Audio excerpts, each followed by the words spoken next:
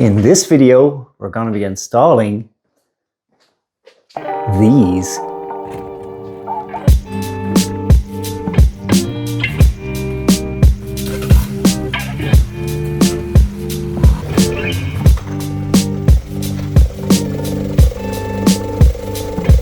So what we have here is a 5th gear kit from a company called Racing Parts. So what this will do is, say if you were on the motorway and you're going 120 kilometers an hour, the engine will be revving at 4,800 RPM, which is, you know, a lot. It can get a bit loud on a motorway, bit noisy, and it also hurts your efficiency. So what this kit will do is it's going to bring that 5th gear ratio down to about 4,000 RPM at 120 kilometers an hour, which will make it more tolerable on the motorway, better for longer journeys, although it's never going to be a long journey car, let's face it, but also be good for your fuel economy.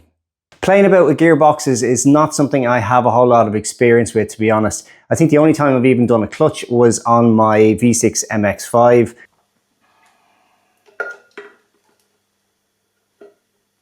Yeah, this will be a learning experience for me. I'm not particularly looking forward to this job, but we'll see how it goes. I did find a very good step-by-step kind of blog post online, so I'm going to be using that as a guide. The only documentation that came with this is this kind of QR code that leads to a kind of a 2-page guide with not really much detail, and it's all in Japanese. So yeah, that blog post will be a lot more useful because it has lots of photos of each step. The gearbox is located on this side of the car, and you do need to take the wheel off to get access there. But I have been told that what you can do is jack up the car just on this corner, and it'll help the kind of gearbox be tilted up like this, and you won't kind of spill as much of the fluid out.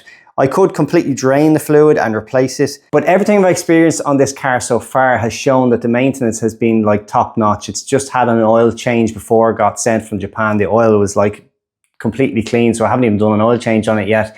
The air filter looked like it was brand new and never driven afterwards. So I would suspect that the gearbox oil has been changed because this thing is at 157,000 kilometers. But I'll find out as soon as I start digging into this. There will be some fluid will leak out, so that will give me a good indication whether I need to replace the whole lot or just top it up. I bought a litre of gearbox oil here, which is 75W90 fully synth.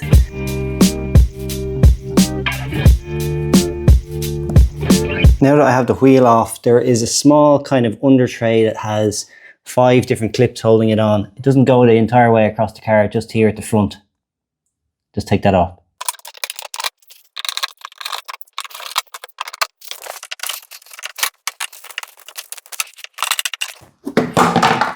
Next up, you turn the car on.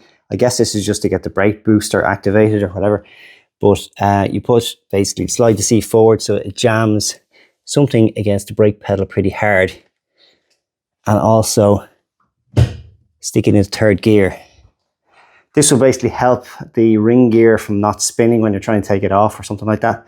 We will find out later on.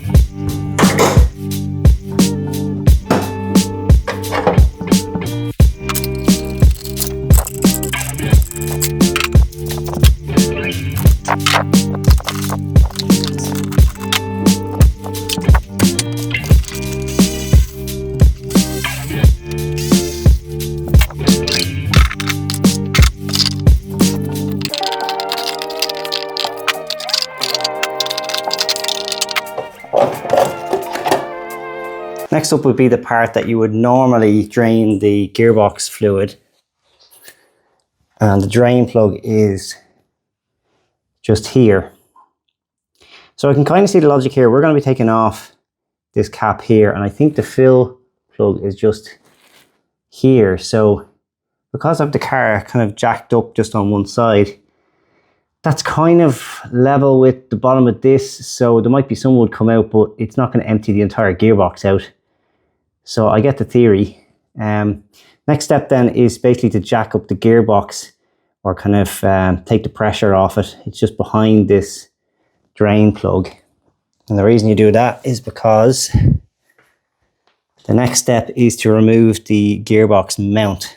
So the bolts and nuts you're going to take off are these 3 here on the mount, on this part of the mount. And then these 3, the ones marked in yellow, on the gearbox side. So there's 6 items there. You don't take off this chassis side one. You're going to take off this part in one unit.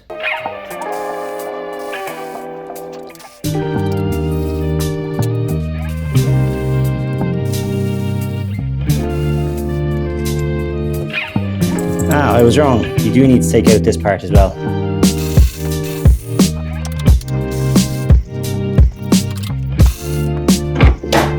Ah, much easier.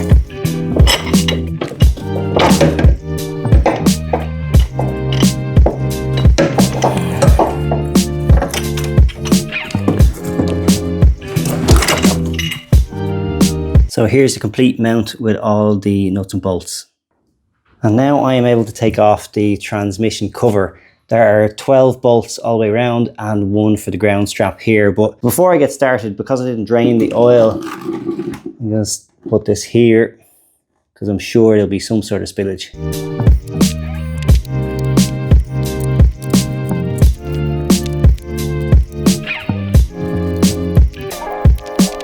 Okay, so I got the number of bolts wrong.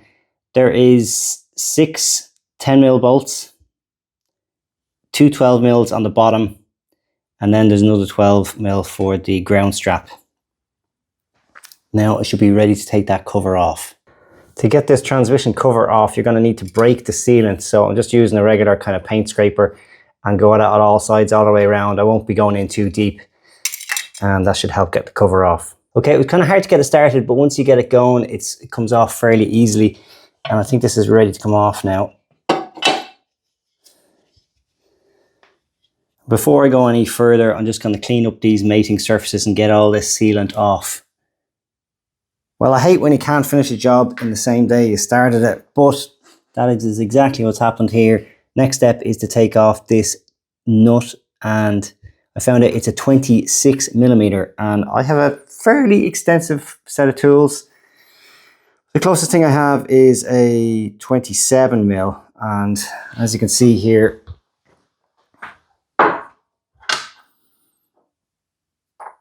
it's quite loose in there. So I'm not going to chance that, especially considering I need to torque that one down when I put all these parts in. So project is on pause. I did find a place that sells a 26mm socket. It's B&Q, a kind of hardware store, so that's kind of weird that it's there. Local motor factors couldn't get one. Halfords doesn't have one either. But anyway, I'm going to pick that up tonight and pick this up tomorrow. Well, it's the next day and the work can continue because I now have a 26mm. So next step is taking this nut off. I'll see if I can zoom in here, but there's a kind of a tab that's crimped down on the nut just to lock it in place. So the first thing you'll need to do is to, hold on, put a screwdriver in there and kind of kink it back out so it's round so you can screw it off. So you basically just like hammer a screwdriver in there. I used a big old impact gun and it is now loose. For this next part, you're going to need a 4mm punch, which I don't have, but I'll make one just by cutting off a section of this. This is a tent peg.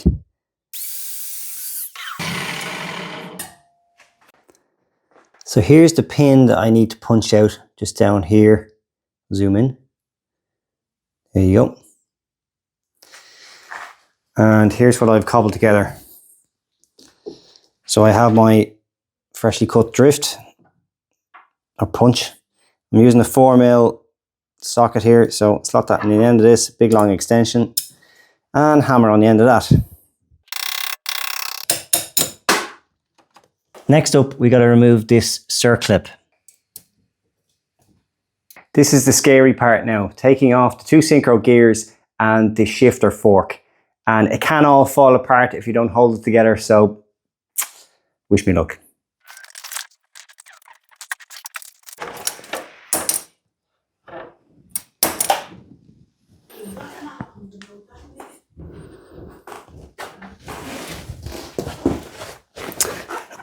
So some of these bearings did come apart in 2 pieces, but I'm just going to slide them back in here carefully. I don't know whether those little roller bearings come out and fall apart, but yeah, and just keep that all together.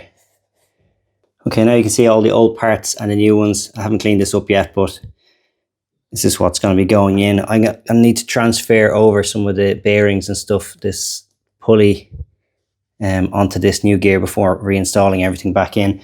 Give it a little light coat of gearbox oil so it's not going in completely dry. And the new set is now assembled and ready to go back in. I've got the new parts in, the new circlip is on, the new nut is on. The last thing I need to do is torque it up, and it is 70 Newton meters.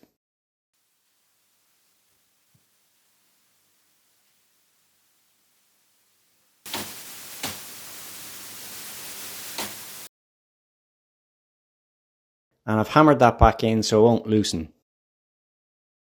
And the gearbox cover is all prepared with silicone, ready to go back on. The torque specs for these bolts are 10 Newton meters for the 10mm bolts and 23 Newton meters for the 12mm bolts. We are all nearly done and reassembled. I just wanted to point out one thing here, which is that the fill bolt I mentioned earlier on that I pointed at is actually the wrong one. It's this one here, which is a 3/8 inch drive, but it's more or less at the same height as the other one.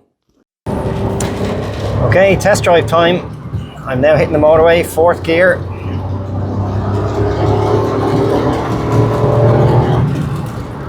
And into 5th. I wasn't 100% sure if it was just going to change the final drive and all the gears would get longer, or it was just change the 5th gear. I'm pretty sure it was just the 5th gear, and that seems to be the case. So let's get up to speed. I'm at 100 at just over 3,000 revs, so that's definitely lower than it was before. Let's go to 120. So yeah, the description on the website for Oars Racing said about 120 at 4,000 revs, and that's right. It's obviously quite loud here in the car because it's pissing rain and windy, and yeah, lovely Ireland. And there's obviously a lot of wind noise in this car anyway, but the engine noise is definitely lower, so more tolerable and better miles per gallon. Can't go wrong. I'd call that a win. Slán.